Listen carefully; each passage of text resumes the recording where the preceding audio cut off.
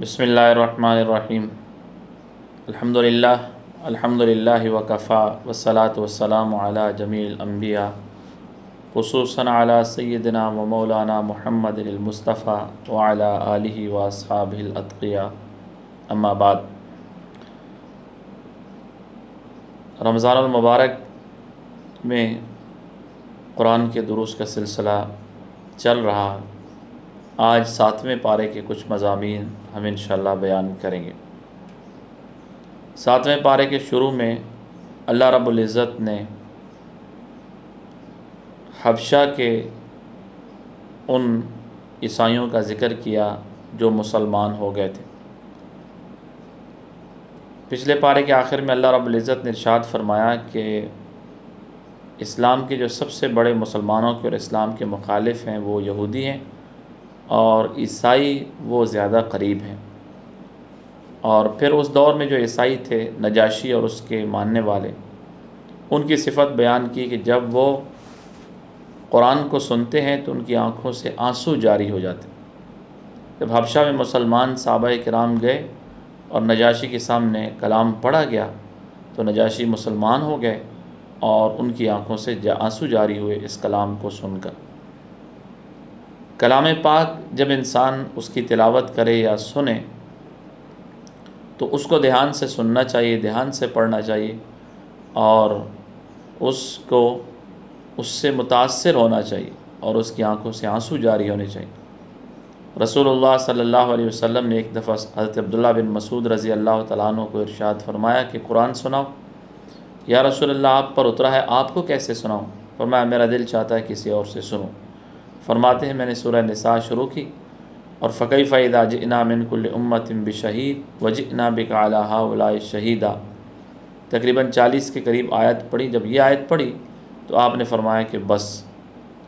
تو میں نے دیکھا، اوپر دیکھا تو آقا علیہ السلام کی آنکھوں سے آنسو جاری تھے۔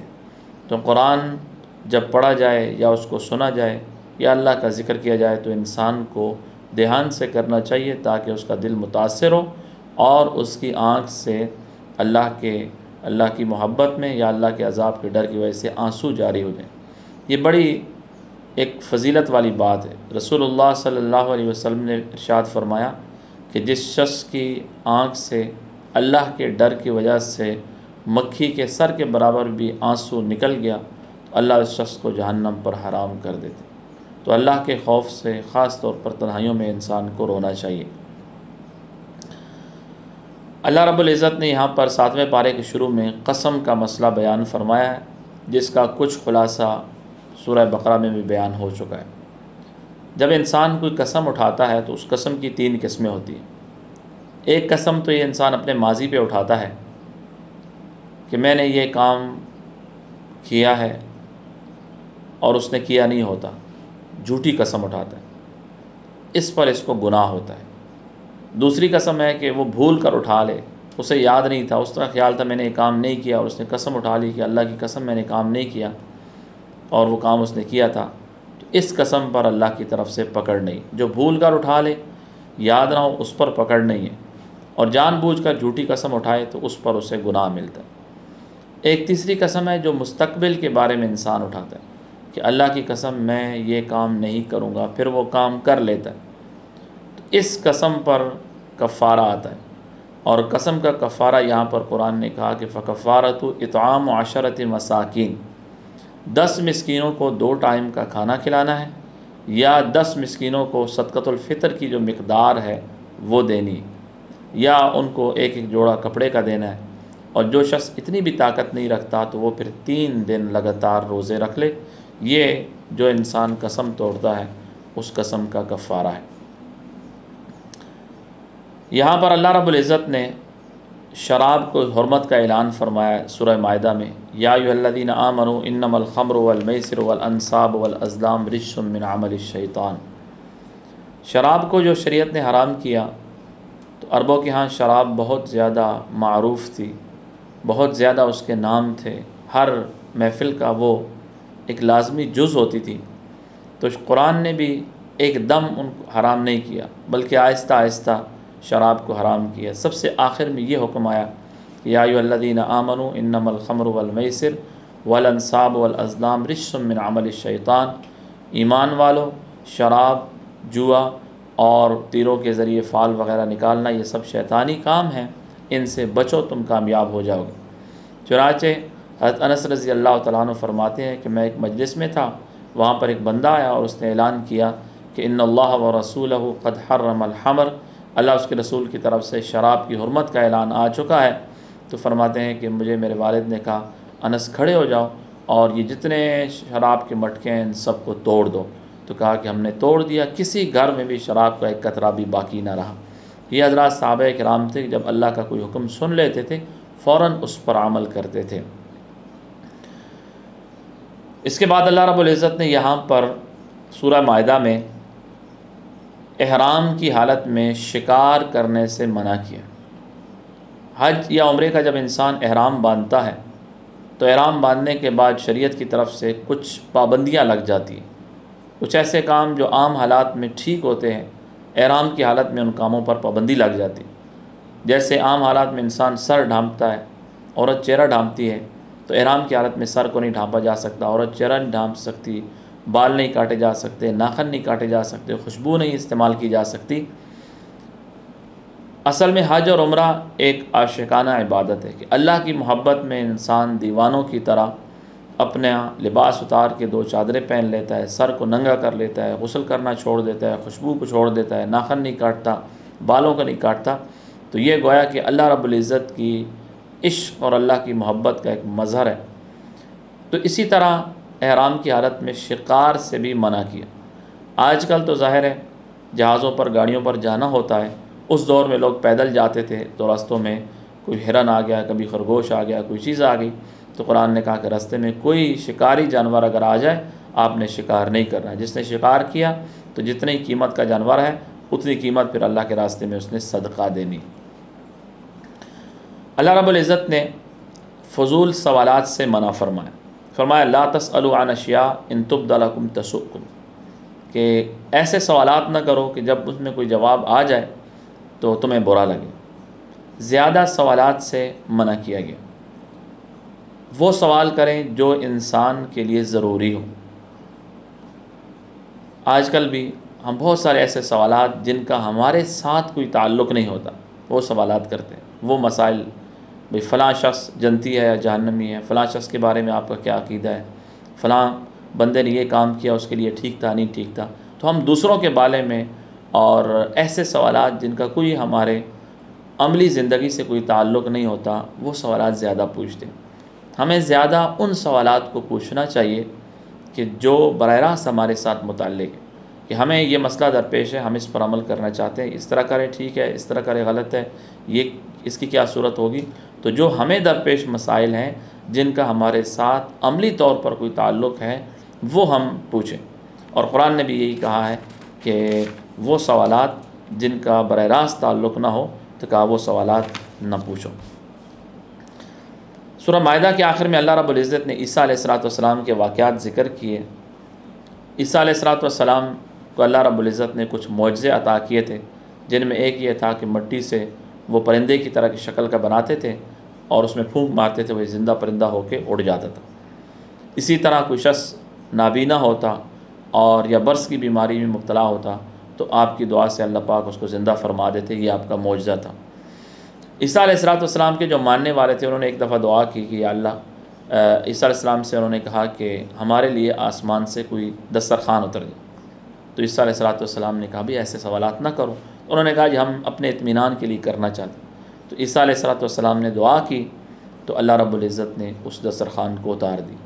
دسترخوان کو عربی زبان میں مائدہ کہتے ہیں، تو آسمان سے کھانے کا دسترخوان اترا، کھانا اترا، تو کھانے کو عربی میں مائدہ کہتے ہیں، اس لیے اس سورت کا نام بھی سورہ مائدہ ہے۔ عیسیٰ علیہ السلام سے اللہ رب العزت قیامت والے دن پوچھیں گے۔ قرآن نے یہاں پر بتایا کہ قال اللہ یا عیسی ابن مریم اانت قلت للناس اتخذونی وامی الہین من دون اللہ، کہ اے عیسیٰ، آپ نے لوگوں کو یہ کہا تھا کہ مجھے اور میری ماں کو رب بنا دو اللہ کو چھوڑ کر۔ تو عیسیٰ علیہ السلام کہیں گے سبحانک، آپ پاک ہیں، ما یکون لی ان اقول ما لیس لی بحق، میں یہ بات کیسے کر سکتا تھا؟ اگر میں نے کہا ہوتا یا اللہ آپ کو معلوم ہوتا، آپ تو میرے دل کے حالات بھی جانتے ہیں، میں نے صرف وہ بات کی جس کا آپ نے مجھے حکم دیا کہ عبادت اللہ کی کرو جو میرا بھی رب ہے تمہارا بھی رب ہے۔ یا اللہ جب تک میں ان میں موجود تھا تو میں ان کو دیکھ رہا تھا، جب تو نے مجھے وفات دے دی، مجھے اپنے پاس بلا لیا، اب تو ان کا نگہبان، آپ انہیں عذاب دیں، آپ کے بندے ہیں، معاف کریں تو آپ غالب حکمت والے۔ تو یہ عیسیٰ علیہ السلام قیامت والے دن فرمائیں گے۔ اللہ پاک فرمائیں گے کہ ھذا یوم ینفع الصادقین صدقہم، یہ وہ دن ہے کہ جہاں سچوں کو ان کا سچ نفع دے گا، اللہ ان کو جنت میں داخل کرے گا، وہ اللہ سے راضی ہے، اللہ ان سے راضی ہے، اور یہ بڑی کامیابی ہے۔ یہاں پر سورۃ مائدہ کو اللہ رب العزت نے ختم فرما دیا۔ اس کے بعد سورۃ الانعام جو قرآن کی چھٹی سورت ہے وہ یہاں سے شروع ہوئی۔ انعام عربی زبان میں جانوروں کو کہتے ہیں۔ اس کے اندر جانوروں کے کچھ احکامات ذکر کیے، کچھ مسائل ذکر کیے، اس وجہ سے اس کا نام سورۃ الانعام ہے۔ اس سورت کے شروع میں اللہ رب العزت نے توحید کو بیان کیا، فرمایا زمین و آسمان اللہ نے پیدا کی، اندھیرا روشنی اللہ نے پیدا کیا، تمہیں مٹی سے اللہ نے پیدا کیا، تمہاری موت اللہ نے مقرر کی، زمین و آسمان کی سب چیزیں اللہ کے پاس ہیں، اور اللہ تمہاری پوشیدہ اعلانیہ ہر چیز کو جانتا ہے۔ فرمایا اللہ کے علاوہ تم کیسے کسی کو معبود بناتے ہو؟ زمین و آسمان اللہ نے پیدا کیا ہے، سب کچھ اللہ کا ہے۔ اگر اللہ تمہیں کوئی تکلیف پہنچائے، کوئی اللہ کے علاوہ دور نہیں کر سکتا۔ ان یمسسک اللہ بضر فلا کاشف لہ الا ھو، اگر اللہ کی طرف سے تکلیف آ جائے تو فلا کاشف لہ الا ھو، اللہ کے علاوہ کوئی دور نہیں کر سکتا۔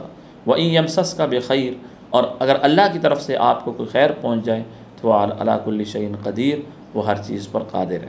قرآن نے یہ بات کئی دفعہ بیان کی کہ عزت، ذلت، نفع، نقصان، یہ سب چیزیں اللہ رب العزت کے قبضے میں ہیں۔ اللہ کی مرضی، جس کو چاہیں زندگی دیں، جس کو چاہیں موت دیں، جس کو چاہیں بیماری دیں، جس کو چاہیں شفا دیں، جس کو چاہیں طاقت دیں، جس کو چاہیں جو کچھ دینا چاہیں، وہ اللہ کی مرضی ہے۔ تمام انسان مل کر بھی، انسان اللہ رب العزت نہ چاہیں تو تمام انسان مل کر بھی کسی کو کچھ نفع یا نقصان نہیں دے سکتے۔ فرمایا قیامت والے دن اللہ سب لوگوں کو جمع کریں گے، پھر لوگوں سے پوچھیں گے کہ این شرکاؤم، تم جو شریک کرتے تھے وہ شریک کدھر ہیں؟ جن کے بارے میں تم کہتے تھے کہ وہ میرے شریک ہیں، وہ کہاں پر؟ تو کوئی شریک نظر نہیں آئے۔ اس کے بعد اللہ رب العزت نے دنیاوی زندگی کی حقیقت کو بیان کیا، فرمایا وَمَا الْحَيَاةُ الدُّنْيَا إِلَّا لَعِبٌ وَلَهْوٌ، دنیاوی زندگی صرف کھیل تماشا ہے، وَلَلدَّارُ الْآخِرَةُ خَيْرٌ لِلَّذِينَ يَتَّقُونَ، اور آخرت کی زندگی متقی لوگوں کے لیے بہت بہتر ہے۔ رسول اللہ صلی اللہ علیہ وسلم کو تسلی دی گئی کہ اگر یہ لوگ آپ کو جھٹلا رہے ہیں تو آپ سے پہلے نبیوں کو بھی ان کی امتوں نے جھٹلایا، جو ان کا انجام ہوا وہی انجام ان کا بھی ہو۔ مشرکین مکہ نے کہا رسول اللہ صلی اللہ علیہ وسلم کو کہ ہم آپ کے ساتھ بیٹھنا چاہتے ہیں، بشرطے کہ یہ جو کمزور لوگ ہیں آپ ان کو اپنے پاس سے ہٹائیں، ہم ان کے ساتھ نہیں بیٹھنا چاہتے۔ تو اللہ رب العزت نے منع فرما دیا، فرمایا وَلَا تَطْرُدِ الَّذِينَ يَدْعُونَ رَبَّهُمْ بِالْغَدَاةِ وَالْعَشِيِّ، ان لوگوں کو اپنے سے دور نہ کریں جو اللہ کی رضا کے لیے آپ کے ساتھ بیٹھے ہوئے ہیں، آپ ان کو اپنے سے دور نہ کریں۔ بلکہ دوسری جگہ فرمایا وَاصْبِرْ نَفْسَكَ مَعَ الَّذِينَ يَدْعُونَ رَبَّهُمْ بِالْغَدَاةِ وَالْعَشِيِّ، ان لوگوں کے ساتھ اپنے آپ کو روک کے رکھیں جو صبح شام اللہ کا ذکر کرتے ہیں۔ اس سے پتہ چلتا ہے کہ انسان صبح شام اللہ کو یاد کرے۔ صبح سے مراد فجر کے بعد انسان بیٹھ کر اللہ کا ذکر کرے، اور شام سے مراد ہے عصر کے بعد مغرب تک اللہ کا ذکر کرے۔ یہ بہت زیادہ پسندیدہ عمل ہے۔ رسول اللہ صلی اللہ علیہ وسلم نے ارشاد فرمایا کہ میں صبح کے بعد سورج نکلنے تک ایسی جماعت کے ساتھ بیٹھوں جو اللہ کے ذکر میں مشغول ہوں، مجھے پوری دنیا سے زیادہ پسند ہے۔ اسی طرح عصر کے بعد ایک ایسی جماعت کے ساتھ بیٹھوں جو مغرب تک اللہ کے ذکر میں مشغول ہوں، مجھے پوری دنیا سے زیادہ محبوب ہے۔ پھر اللہ رب العزت نے فرمایا کہ وَعِندَهُ مَفَاتِحُ الْغَيْبِ لَا يَعْلَمُهَا إِلَّا هُوَ، غیب کی چابیاں اللہ کے پاس ہیں، اللہ کے علاوہ کوئی نہیں جانتا۔ وَيَعْلَمُ مَا فِي الْبَرِّ وَالْبَحْرِ، خشکی میں سمندر میں جو کچھ بھی ہے وہ اللہ جانتا ہے۔ وَمَا تَسْقُطُ مِن وَرَقَةٍ إِلَّا يَعْلَمُهَا، کوئی پتہ بھی نہیں گرتا مگر اللہ اس کو جانتا ہے۔ وَلَا حَبَّةٍ فِي ظُلُمَاتِ الْأَرْضِ وَلَا رَطْبٍ وَلَا يَابِسٍ إِلَّا فِي كِتَابٍ مُبِينٍ، کوئی دانہ زمین کی تہہ میں، کوئی تر، کوئی خشک، کوئی چیز ایسی نہیں ہے جو اللہ نے ایک کتاب میں لوح محفوظ میں نہ لکھی ہو۔ اللہ نے سب کچھ لوح محفوظ میں لکھ دیا ہے، اور ہر ایک چیز اللہ کے حکم سے ہو رہی ہے، کوئی چیز اللہ کے حکم سے باہر نہیں ہو رہی۔ 7ویں پارے کے اندر اللہ رب العزت نے ابراہیم علیہ السلام کا قصہ تفصیل سے بیان کیا۔ ابراہیم علیہ السلام کے والد آزر تھے، بت پرست تھے۔ ابراہیم علیہ السلام نے ان کو دعوت دی۔ آزر بعض مفسرین کے ہاں یہ ان کے والد تھے، یا بعض کہتے چچا تھے۔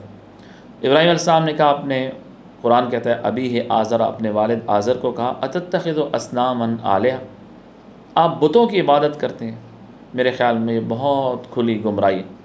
پھر ابراہیم علیہ السلام نے سمجھانے کے لیے قوم کو کہا، جب سورج طلوع ہوا کہا یہ رب ہے، جب غروب ہوا کہا یہ تو غروب ہو گیا، تو رب نہیں ہو سکتا۔ چاند کو دیکھا کہا یہ رب ہے، جب چاند غروب ہو گیا کہا یہ تو غروب نہیں، یہ تو رب نہیں ہو سکتا، کیونکہ رب تو غروب نہیں ہوتا۔ پھر اس کے بعد ستارے کو دیکھا تو کہا کہ یہ رب ہے، جب وہ غائب ہوا تو کہا کہ یہ رب نہیں ہو سکتا۔ تو اپنی قوم کو اس طرح سمجھایا کہ رب وہ ہے جو ہمیشہ سے ہے، ہمیشہ رہے گا۔ فرمایا اے میری قوم انی بریء مما تشرکون، میں تمہارے شرک سے بری ہوں، میں صرف اللہ کی عبادت کرتا ہوں جس نے زمین و آسمان کو پیدا کیا۔ قوم نے باس مباحثہ کیا اور کہا کہ ہمارے جو معبود ہیں، بت ہیں، وہ تمہیں نقصان پہنچائیں۔ تو ابراہیم علیہ السلام نے فرمایا کہ میں تمہارے ان بتوں سے نہیں ڈرتا، تم اللہ سے نہیں ڈرتے ہو جو رب ہے، تو میں تمہارے ان بتوں سے کیسے ڈروں۔ اس کے بعد اللہ رب العزت نے فرمایا کہ جو لوگ ایمان لائے اور اس کے بعد انہوں نے کوئی ظلم نہیں کیا تو یہ لوگ ہدایت والے۔ صحابہ کرام نے عرض کی یا رسول اللہ، ہم میں سے کون سا شخص ایسا ہے جو ظلم نہ کرے؟ ظلم کا مطلب تو گناہ ہے، تو ہر انسان سے گناہ ہو جاتے ہیں۔ تو آپ نے فرمایا نہیں، اس ظلم سے مراد شرک ہے، جس کو قرآن نے ظلم عظیم کہا ہے۔ تو آیت کا حاصل یہ ہے کہ جو لوگ ایمان لائے اور اس کے بعد انہوں نے شرک نہیں کیا تو اللہ رب العزت ان کو امن دیں گے اور یہ ہدایت والے لوگ ہیں۔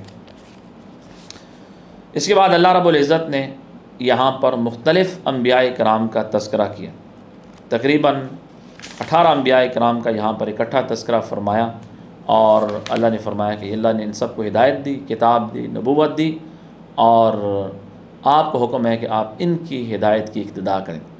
انبیاء کرام جتنے بھی گزرے ہیں ان سب کا جو دین ہے وہ ایک ہوتا ہے، صرف جو فروعات ہیں ان میں فرق ہوتا ہے، عقائد سب کے ایک ہوتے۔ رسول اللہ صلی اللہ علیہ وسلم نے ایک حدیث کے اندر ارشاد فرمایا کہ تمام انبیاء کرام کے جو عقائد ہیں وہ ایک ہی تھے، صرف جو مسائل ہیں، فروعات ہیں، ان میں آگے اختلاف ہوتا ہے۔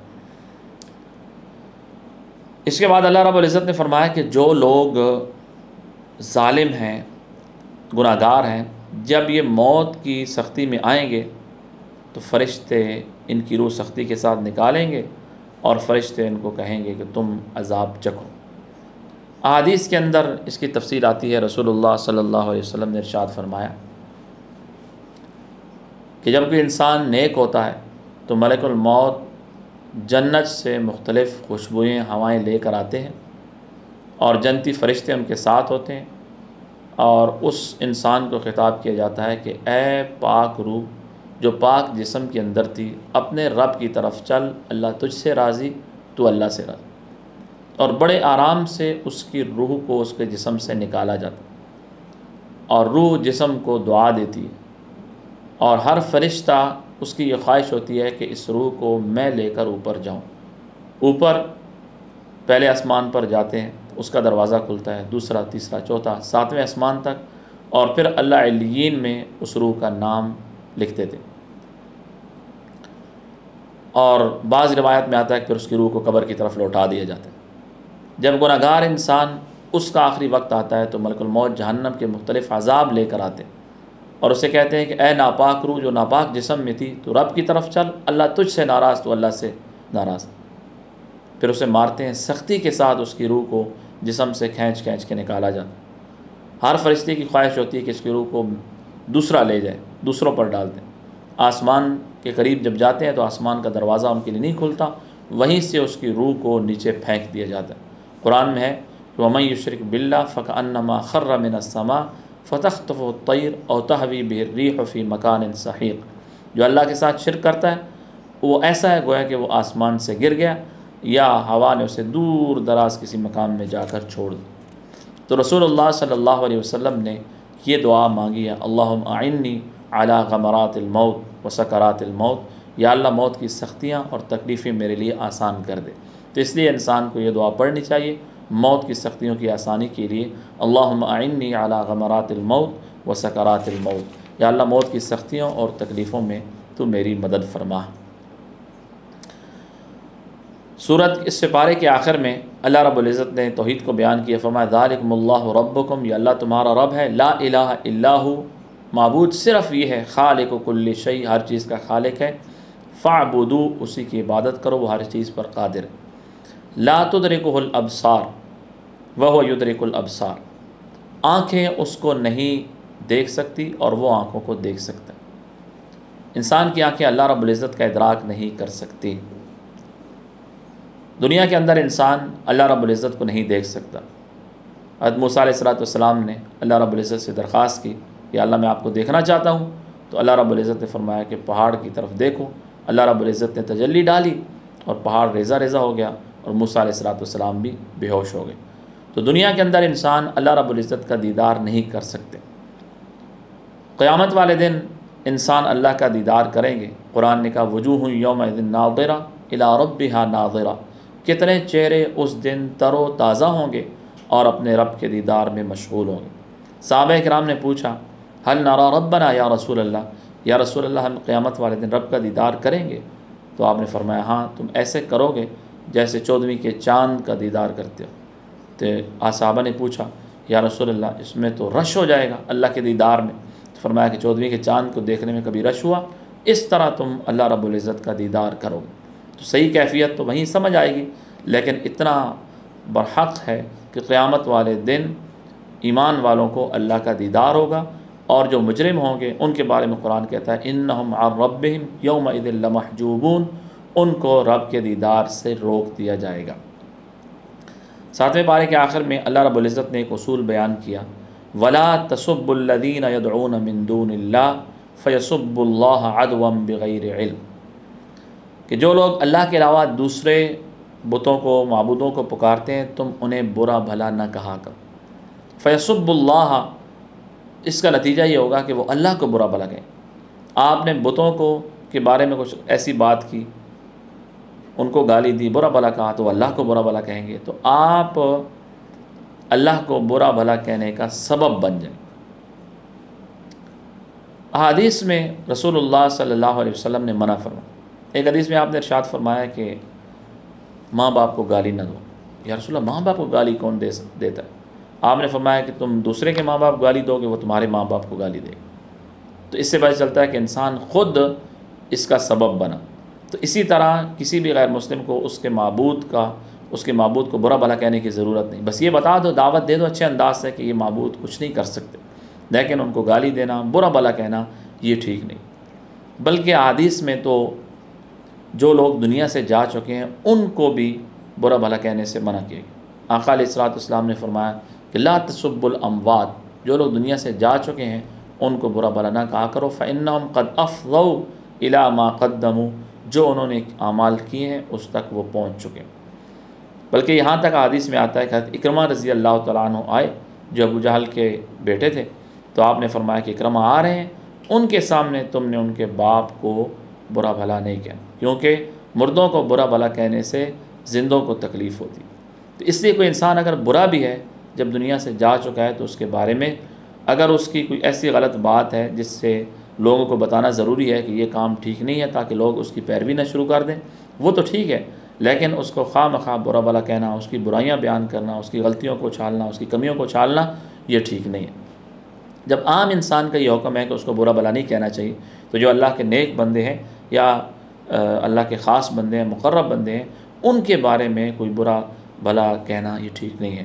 آج کل بہت یہ زیادہ خرابی آ گئی ہے کہ اللہ کے جو نیک بندے دنیا سے چلے گئے ہیں ان کی برائیاں لوگ بیان کرتے ہیں اور کہتے ہیں جی فلاں ایسا برا تھا، فلاں ایسا تھا، یہ ٹھیک نہیں ہے۔ جو لوگ دنیا سے جا چکے، بہت واضح احادیث میں آتا ہے ان کے بارے میں کوئی برا لفظ زبان سے نہ نکالا جائے۔